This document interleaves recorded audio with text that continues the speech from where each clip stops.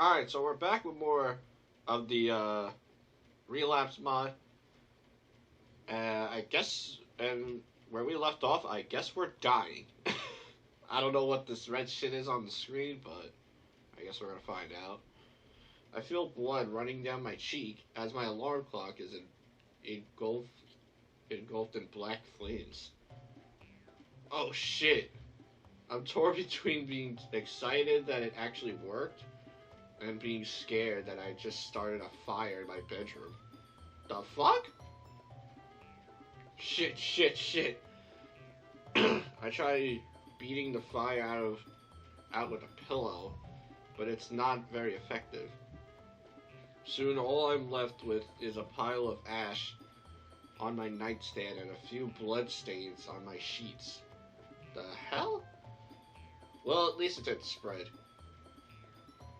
But what the hell? Excuse me. But what the hell am I gonna do now that I can't use the Ame? Huh?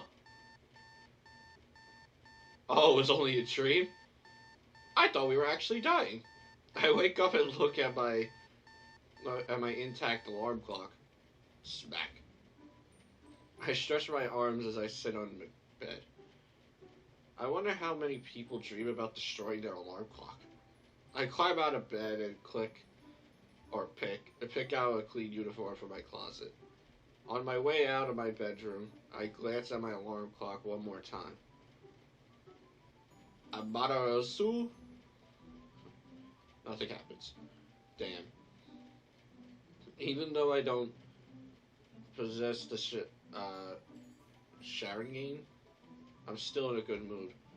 I can help Yuri with her cutting. Monika's happy to hang out with me.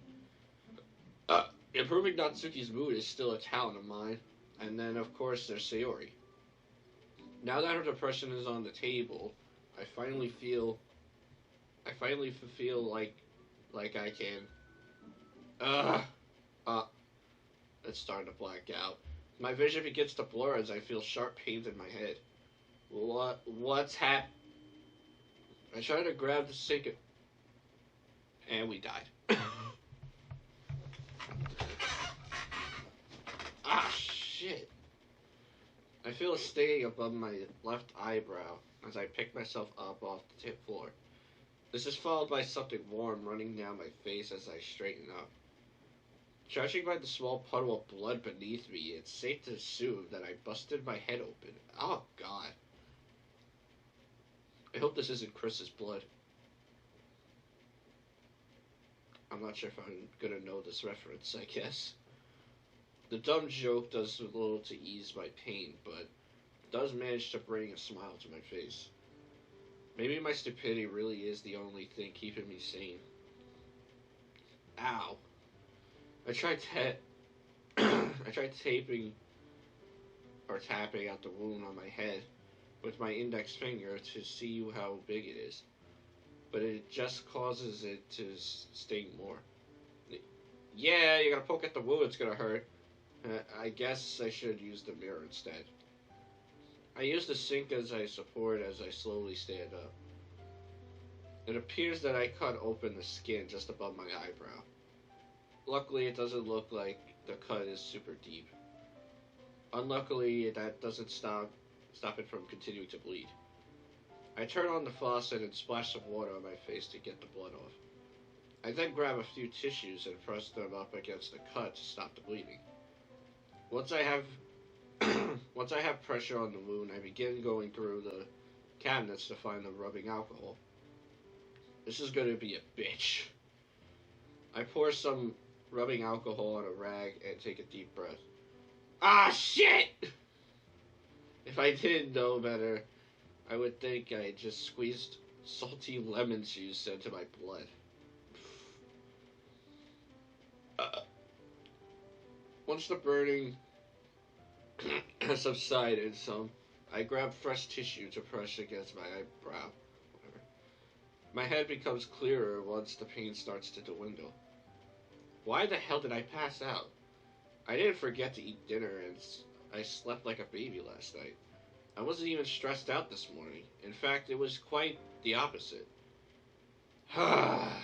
This sucks. I sure have been getting hurt a lot lately. Maybe Sayori's clumsiness has worn off on me too. I know for certain that this wasn't caused by clumsiness, but I play it down anyway. Oh, speaking of Sayori, I still have to get ready for breakfast.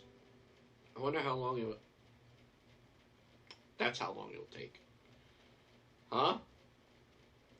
That knocking sound definitely came from downstairs. Damn, is that her? I peel away the tissue from my face and toss them into the trash can. Maybe she won't notice. I tell myself this as I make my way out of the bathroom. She's probably going to notice, isn't she? Coming! Just don't draw any attention to it. Sayori can be oblivious and it'll be fine. Click. Hi, Mikey. Ah! What happened to your face? Well, that could have gone better. Oh, this? It's nothing. I just tripped this morning. Mikey, that looked bad. Are you sure you're okay? I had the urge to poke her forehead for worrying, but I don't think it would help in this instance. I'm alright, I promise. I washed it off and put some rubbing alcohol on it. Are you sure? I could take a look at it if you wanted. Thanks, Sayori. I appreciate the gesture. But I also remember you wanting to play doctor when we were kids, just so you could hit me in the knee with stuff. You would have to remember that, wouldn't you? Yeah, I'm only joking. I promise I'll let you know if I need any help with it. Alright. And I promise I won't hit you in the knee with anything this time. I'm glad to hear it. But for right now, I gotta go get ready for school. I bought more bacon yesterday for us to eat, so you can get started on that if you want. Bacon! Is that Gears of War joke? That Gears of War 3? Carmine being like, oh, bacon. Oh, bacon. It has to be, come on. Well, that certainly seemed to take her mind off things. Once I get done, I'll come down and whip up some pancakes to go with it. Are you up for the task? Yes, sir! Sayori proceeds to make her way into the kitchen as I head back upstairs. We're already downstairs. I quickly begin to strip down once I'm inside the bathroom. As I go to step into the shower, I almost step into the small puddle of blood still on the floor. Oh, God. I grab some more tissue paper and quickly wipe it up. After taking the fastest shower in human history, I dry off and begin to put on my uniform. I feel some slight paranoia at the fact that Sayori basically had free roam over my house for the last few minutes. It's not like there's anything for her to find. She might notice the painkillers I left on the counter, but given my situation, it probably seems reasonable. Once I'm dressed to impress, I can leave the bathroom. I can already smell the bacon cooking as I'm going down the stairs. When I enter the kitchen, I see Sayori in deep focus standing over a skillet. For some reason, it brings to mind a scene from those old black and white sitcoms where a husband would kiss his wife as she was cooking the family breakfast. My face begins to heat up as I think about it. That was fast. Oh, yeah. I've always been told it's rude to keep a lady waiting. I just now put the bacon in the skillet, so you didn't miss too much. Sounds good. It will give me time to make my world-famous pancakes. I can't wait. It doesn't occur to me until after I've said this that I've only ever made pancakes once, accidentally. I wasn't in the mood for waffles that day anyway. I ignore the worry as I pull out the pancake mix, a spatula, and another skillet. Once I have everything in order, I scooch up next to Sayori and flick on another stove eye. Excuse me, miss, but is this spot taken? Well, There is this guy I was waiting for, but I guess you can stay in there until he shows up. Thank you kindly. I'll try to be good company. It won't take much. The guy I'm waiting for is a pretty big meanie. Oh, is that so?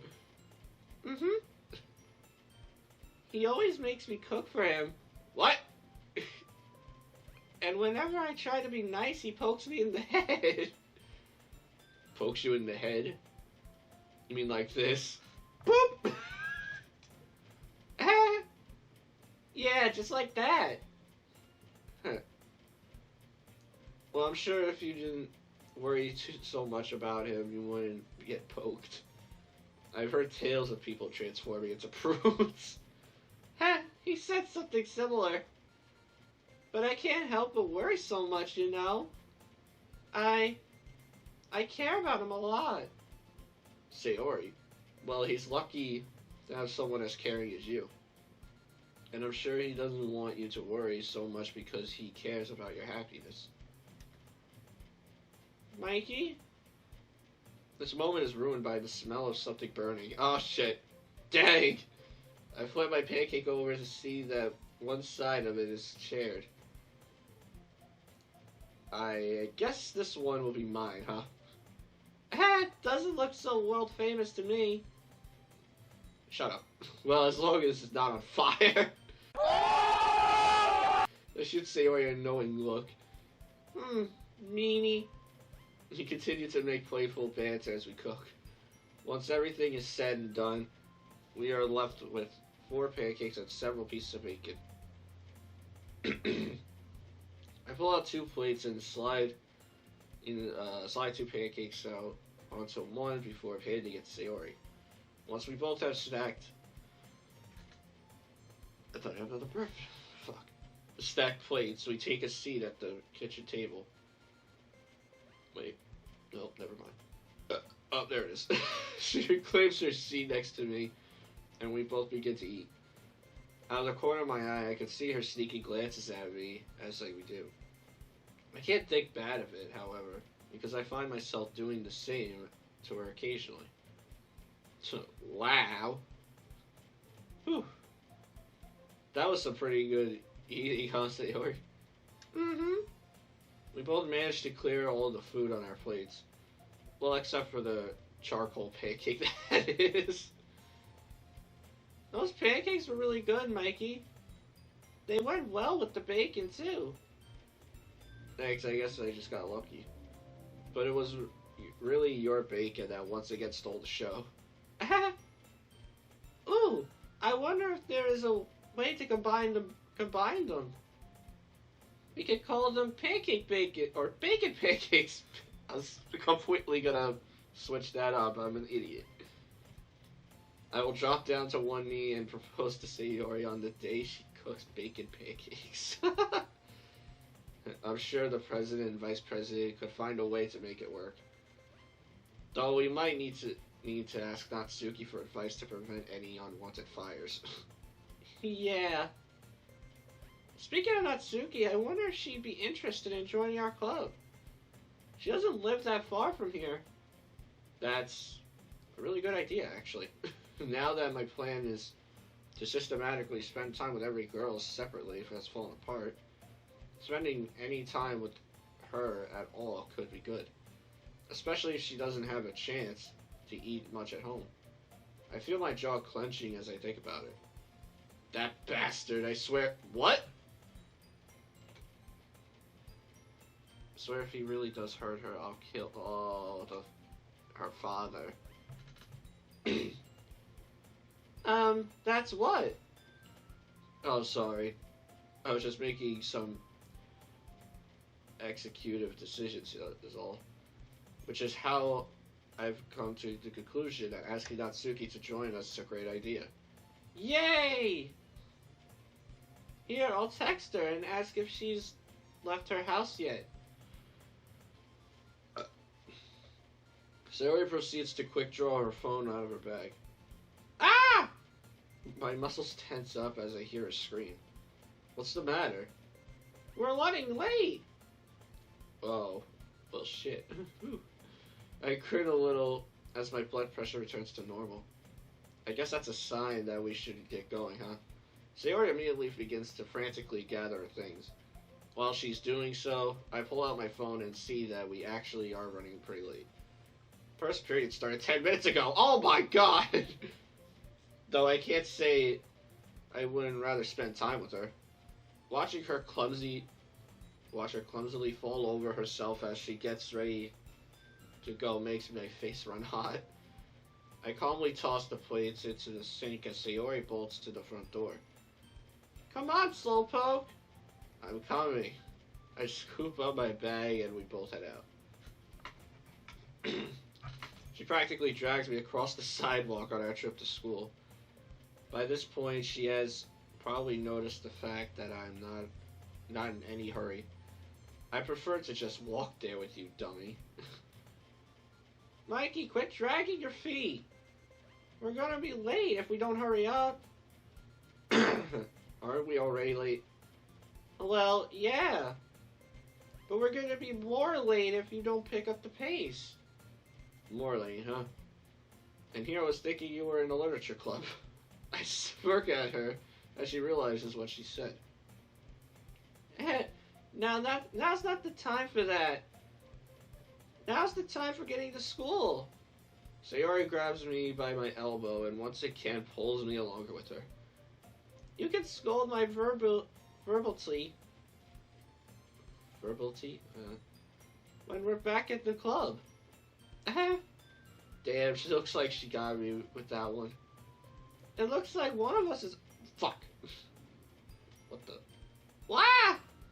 I watch as Sayori slips on the sidewalk and begins to fall forward. Oh, Jesus Christ. It quickly occurs to me that she still has a firm grip on my arm. As I begin falling with her, I manage to channel my inner action hero and pull her towards me. Oh. Ow. My back hurts from the impact with the ground in my chest hurts from the impact with Sayori. Oh. Well, this is gonna be awkward. Are you alright? Mikey, how'd you get here? Well, the concrete looked pretty soft, and I didn't want you hogging it all to yourself. I ignore the pain as I smile at her. You're so silly. We both just lay on the sidewalk. I don't even notice the pain anymore. All I could feel is my heart racing. I want... What? Before I have time to think, Sayori leans in to kiss me. Oh my god. Every ounce of blood, bone, and marrow is screaming at me to kiss her. I want to, but I can't. Not when she doesn't know about what happened between Yuri and me. It would hurt her, but so will not kissing her. I feel like I'm being torn in two. Instead of leaning in to return the kiss, I just lie here with my eyes averted. Ah. She might even still be sad. Mikey? Sayori, I thought... Sayori quickly pulls herself off me and stands up. Yep, she's gonna start crying. Jesus Christ. I also stand up off the ground. I'm sorry, I don't know. Sayori, please, it's not you. I feel my voice beginning to break as I speak. You felt so warm. I just wanted to...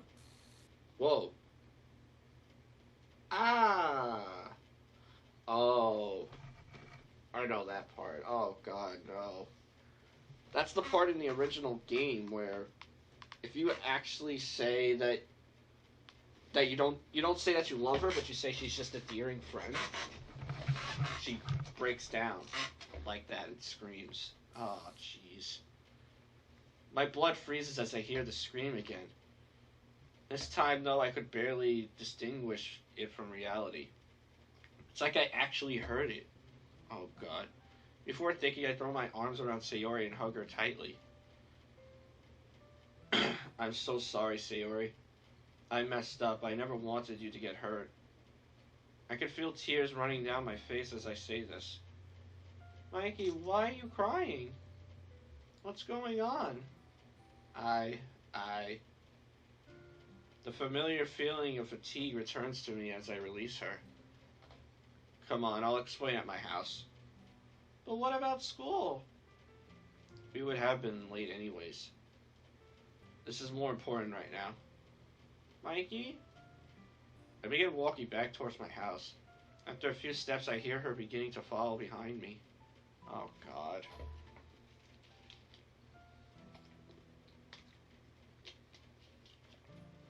Jeez.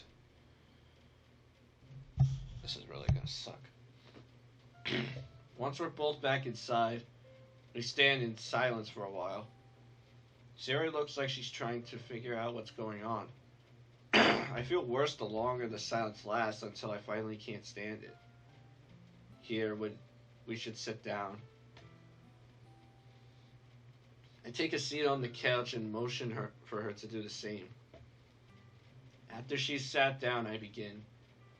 Listen, Sayori, I'm not really sure where to start, but you should know that I do have feelings for you. It's because of those feelings that I was scared to kiss you. So please don't think it's because of anything you did.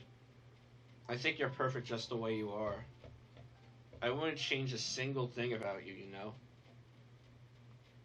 It's just, well, something happened the other day. Oh no. Oh God. Oh God. He's really gonna say this? This isn't gonna help. Oh God. And I felt like I couldn't be with you until you knew about it.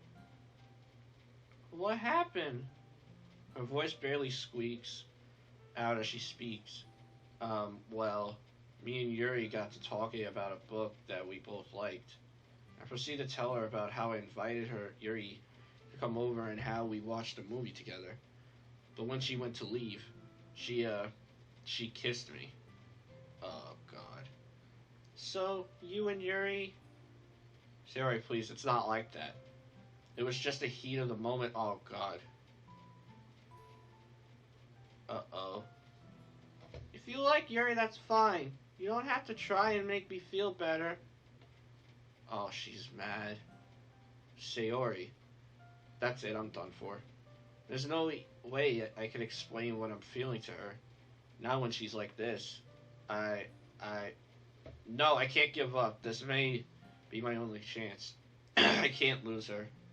Sayori, the reason I'm so concerned about how you feel is because I don't just care about you. Huh? I love you. Oh. Oh, God, now she's breaking down. You... This time she isn't even able to get the full word out. That's why I was scared to kiss you. I wanted to, but I was afraid if I did, you would find out about Yuri. I didn't want you to get hurt. I could feel tears once again running down my face. But I guess I screwed that up too. No, don't say that. Sarah lunges across the couch and wraps her arms around me. I'm sorry, I didn't know. She tries to speak between her sobbing. God, I feel like sobbing. I didn't mean to make you feel bad. It's all my fault. Sayori. I grab her by the shoulders and look her dead in the eyes. Don't say that. None of this is your fault. I should have been honest. I should have told you how I felt or about what happened with Yuri. I spent so much time worrying about it when I could have just said something. So please don't say it's your fault, because it's not. And I already told you that it crushes me to see you unhappy like this. Mikey. She once again comes towards me, but instead of hugging me, she lays her head against my chest and begins to cry. Oh my God, I'm gonna get crushed right now. This is crushing me.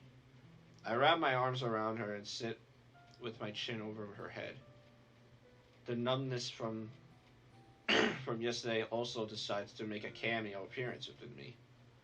I want nothing more than to stand up, to scream, to tell her the whole truth, to do something.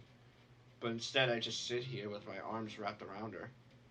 I couldn't tell her the truth if I tried. There's no way she'd believe me. Hell, I wouldn't believe me. I closed my eyes and leaned back on the couch with her head still buried in my chest. As the next few minutes pass, her sobbing becomes more and more quiet. It's eventually totally silent in the room. I'm not sure how long it's been, but Sayori's voice eventually breaks the silence. Mikey? Her voice is hoarse, and I can feel a cold spot on my chest from where she cried during my uniform. Yeah. I open my eyes as I feel something hit me in my stomach. Ow. You said I could beat you up whenever you were a jerk, you know? Oh, right. I can't help but smile as I rub at the spot where she punched me. Yeah, I guess I did, didn't I? Mm-hmm. It's all of your punches hurt. If all of your punches hurt that much, then it's probably smart for me to not be a jerk anymore, huh? Mm-hmm. And you even said you were tough. I am tough. I just didn't expect you to be so strong is all. Please, I was even holding back with that one. Oh. The numbness I felt is slowly replaced with relief as I see her lighten up. Man, I better learn how to stop being a jerk before I find out what a full strength one feels like. All the weight left on my shoulders disappears as Sayori giggles. You better. I don't think you could survive it. Yes, ma'am. I'll try and learn quickly. We sit together on the couch in silence for a few minutes. Oddly enough, I soon find myself in the same position I was in with Yuri. Sayori leaning against me with my arm around her. But being in this position causes some of my memories to float in the surface. What will I tell her? How will she take it? I said we could see how things went after I helped her. But I really do love Sayori. I can't change that just to make her feel better. And I highly doubt Sayori would dare to bring it up with her. Maybe I could find some way to fuck. Hey, Mikey? Yeah. What are you gonna tell Yuri? It seems me and Sayori really are on the same wavelength. I'm not really sure yet. They kinda already split apart yesterday, but I'm afraid she might still be hurt after she learns about us. Split apart? Yeah. I proceed to tell her about my conversation with Yuri yesterday, without mentioning anything about the cutting, of course. Oh, jeez. Oh. Sayori takes a while to process what I told her and how she'll respond. Are you going to tell her about me? I wasn't planning on it. Why? No reason. I can't blame her for being worried. She never has been good with confrontation, and I imagine the idea of being confronted by another club member might break her. Don't worry, I'll figure out some way to handle it. I put my hand on her shoulder to try and reassure her. One more question. About us? I meant what I said earlier. I really do love you. But this situation just sort of mixed me up, you know? After talking about what happened, though, I feel comfortable being with you. And I'm willing to go at whatever pace you would like. I feel the furnace in my face kick on as I say this. I want to keep feeling warm like this. It might sound silly, but it's like the sun poking through the rain clouds. Sayori proceeds to rebury her head in my chest. I was scared that I wouldn't be able to feel this again. That you would forget about me when you started to become friends with the other girls. I thought you would think I was selfish for always trying to spend time with you. And maybe this is selfish, but I want to keep feeling this, to have you make the rain clouds go away. I'm sorry if I'm a burden or make you feel responsible. She proceeds to dig her head even deeper into my chest, making her voice almost inaudible. Please don't leave me. Oh my god, I'm gonna fucking cry, bro. I rub her back as she begins to sob again.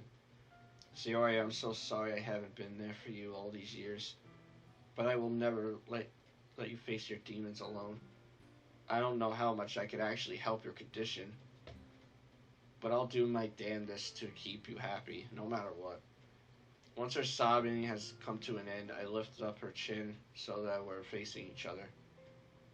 Sayori, this might be selfish of me as well, but I never want to leave your side either.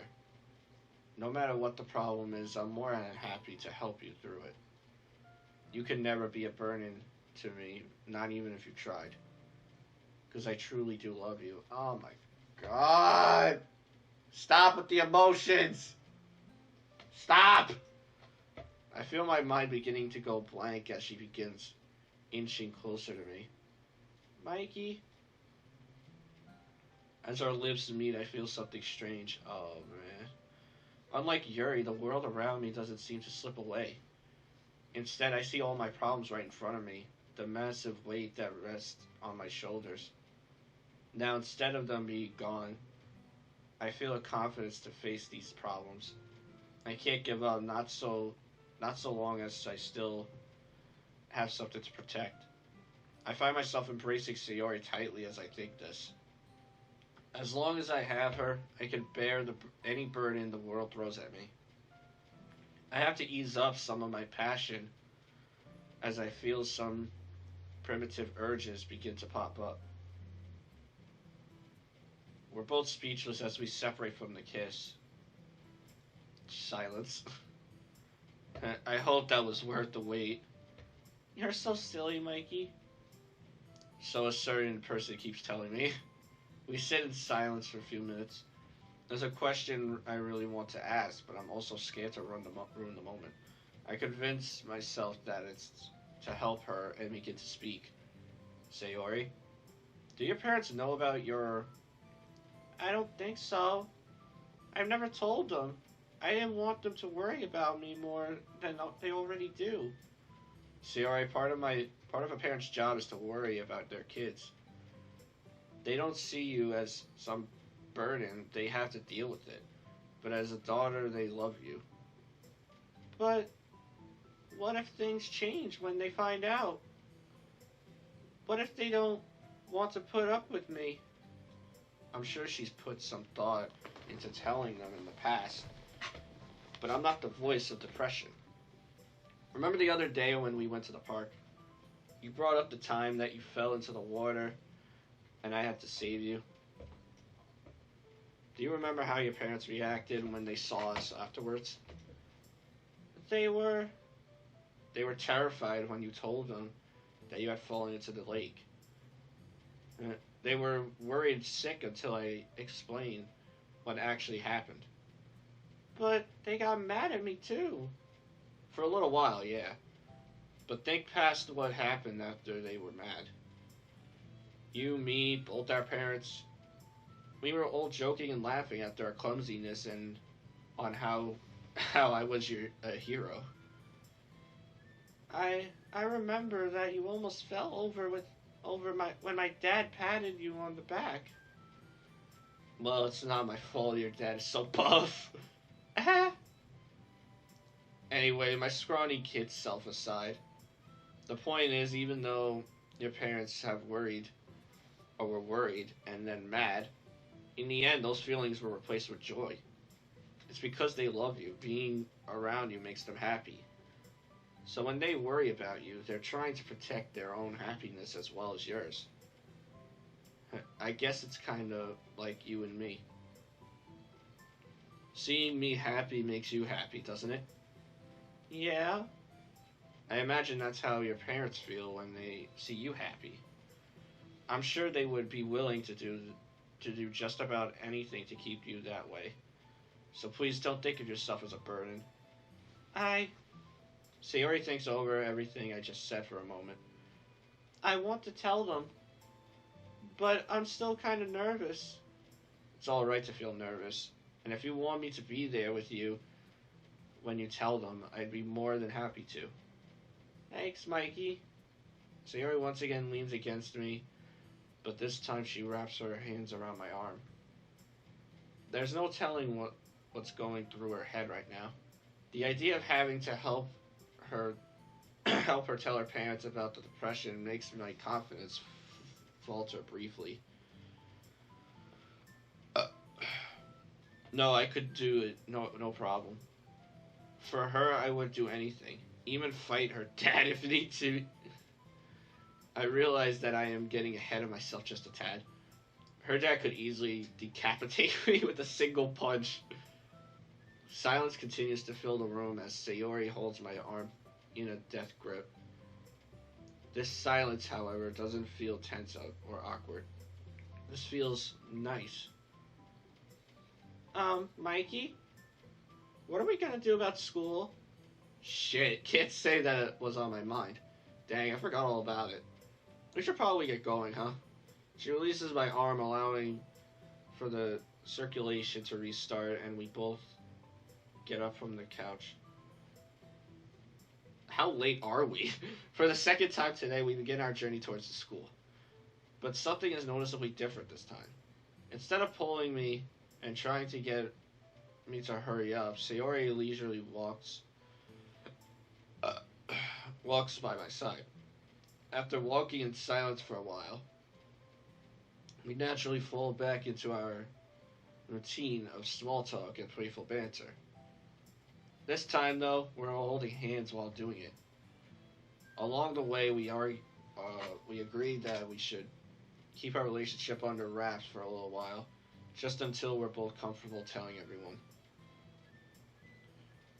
Once we arrive at the school, we are let in by an office worker and both receive tardy slips. We say our farewells and start toward our classes. I couldn't be happier as I head toward my second period. But this feeling doesn't last too long.